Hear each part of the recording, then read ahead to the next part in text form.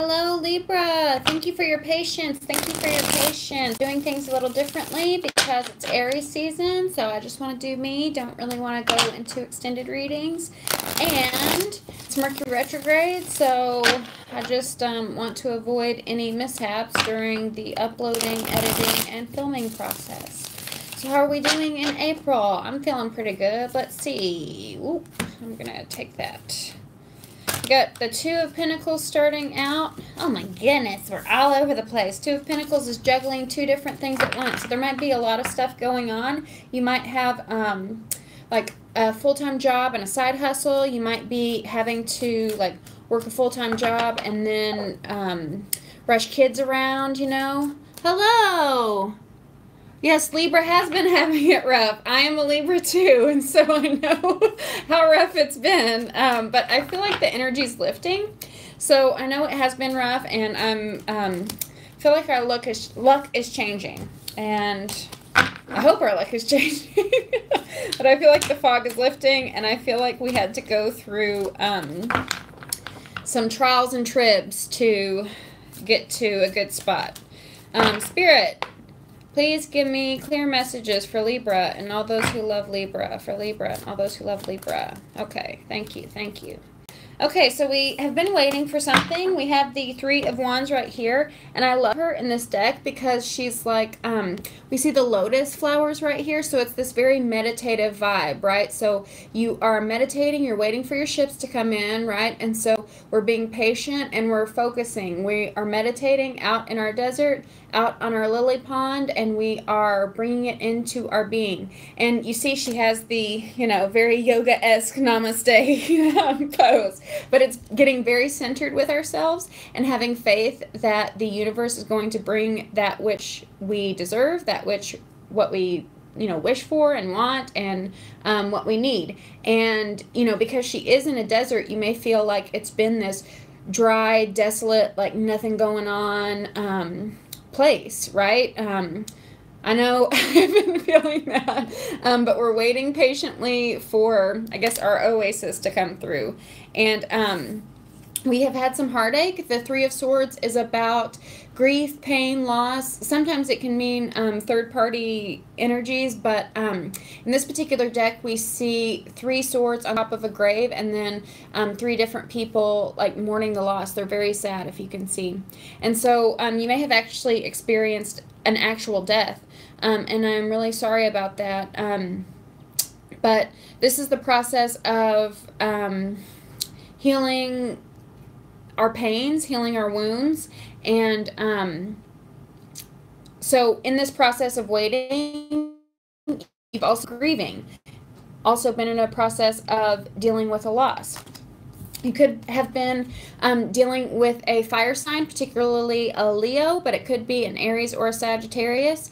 And if you're not dealing with an Aries, a Leo, or a Sagittarius, oh, I'm so sorry about your mom. If you're not dealing with an Aries, a Leo, or a Sagittarius, you could be dealing with someone who comes in and out of your life.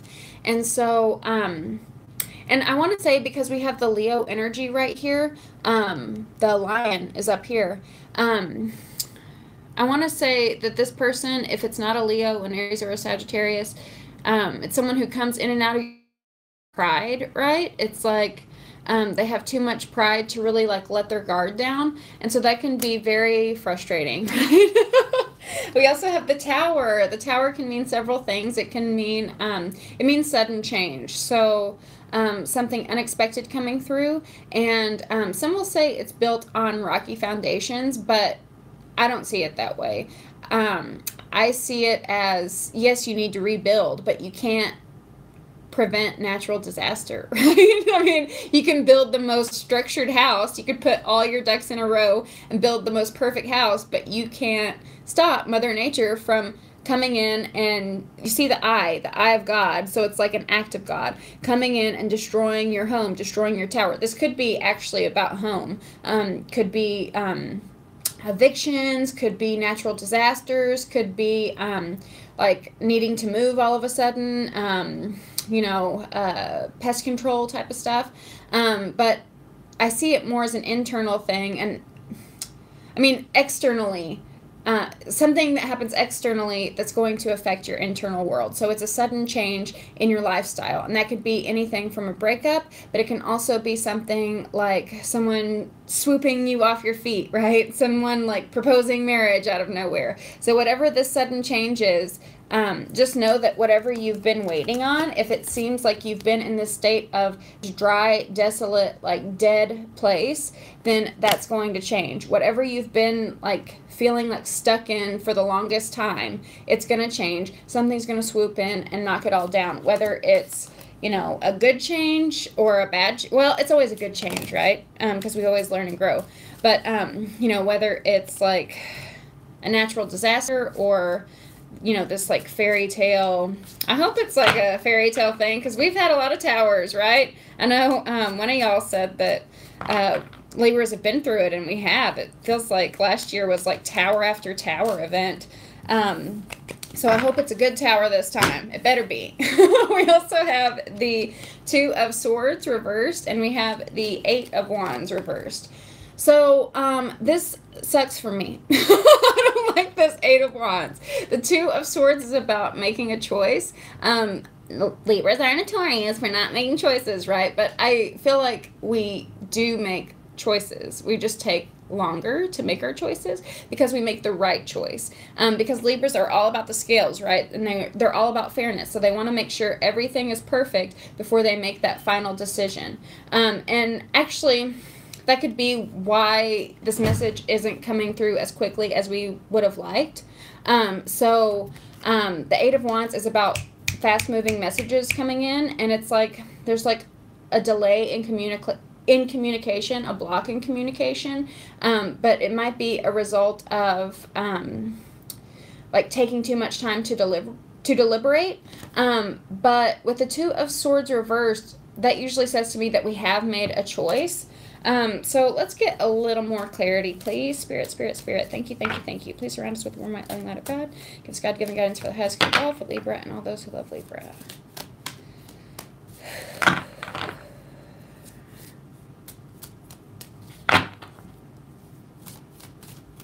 Okay, this one. So we have the Princess of Wands. Again, you could be dealing with an Aries, a Leo, or a Sagittarius, but the Princess of Wands is a card about girls just want to have fun. So in this waiting period, just have a simple message.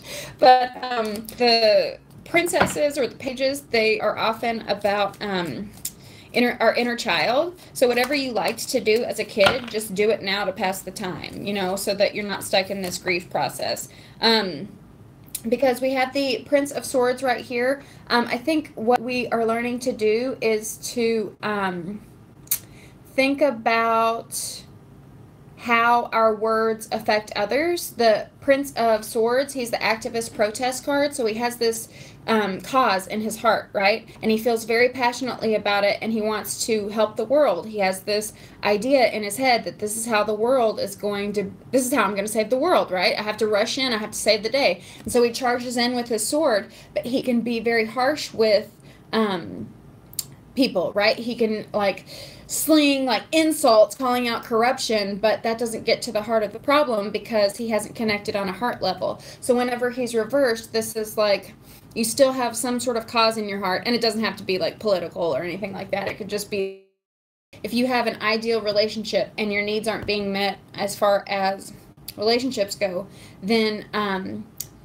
reverse, the Prince of Swords is saying that you are connecting with people on a heart level, and this is actually like the perfect position for this because you are able to articulate your needs and your wants and what's in your heart without being too harsh. Because, you know, like air signs, I think we're misunderstood because whenever I talk to other air signs like Geminis or Aquarians, like we don't get hurt by harsh words, right? We can be blunt and quick and sharp, and I see like Geminis and Aquarians and other Librans as perfectly warm, sweet people, but to others, like our words can come off as harsh, and I think people just don't understand that, right?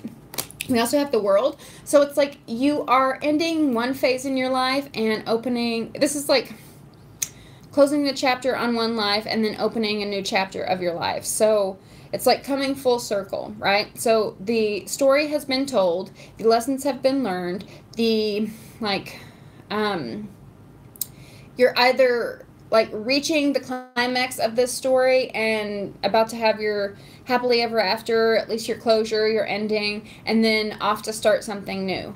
I think that's all I can say. I love you very, very much, Libra, and I will see you in May. Have a good April. I love you.